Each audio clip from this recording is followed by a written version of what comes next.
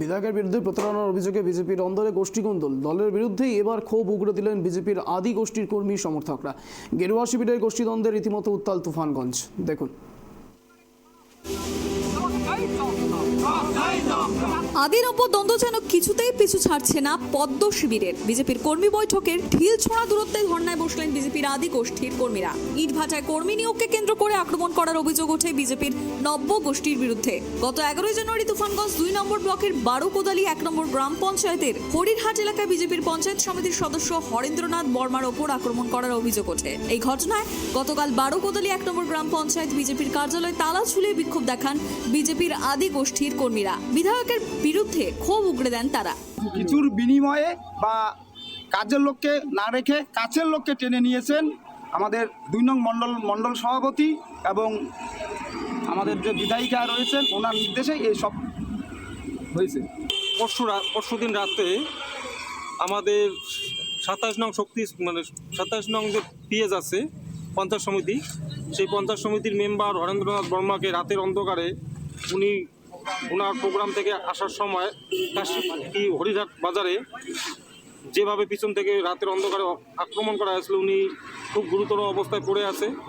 এর কোনো রকম আজ অবধি এখনও অবধি এর কোনো রকম সুরাহা আমরা পাই নাই উপনেতৃত্ব। আমাদের নব্য নেতৃত্ব যারা আছে তারাই মারছে।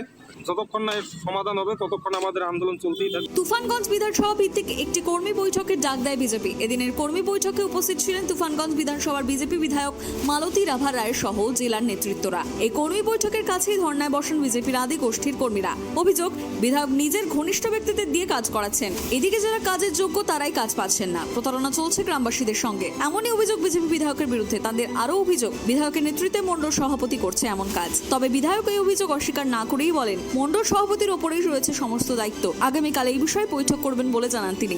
আগামীকালের বৈঠকে উঠে আসবে সব তথ্য, দাবি বিধায়ক মালতী রাভা রায়ের। আমাদের সংবিধান অনুযায়ী অযোগ্য যোগ্য মণ্ডল প্রেসিডেন্টরা যারা আছে তাদের উপরে দায়িত্ব আছে, তারাই সংগঠন দেখেন। আর যারা সংগঠনের দায়িত্ব আছে তারাই দেখেন, তাদেরই নিয়ে মণ্ডল প্রেসিডেন্ট করেছে। আর এখানে আমাকে জড়িয়ে দেওয়া হচ্ছে, জানি না কেন জড়িয়ে দেওয়া হচ্ছে।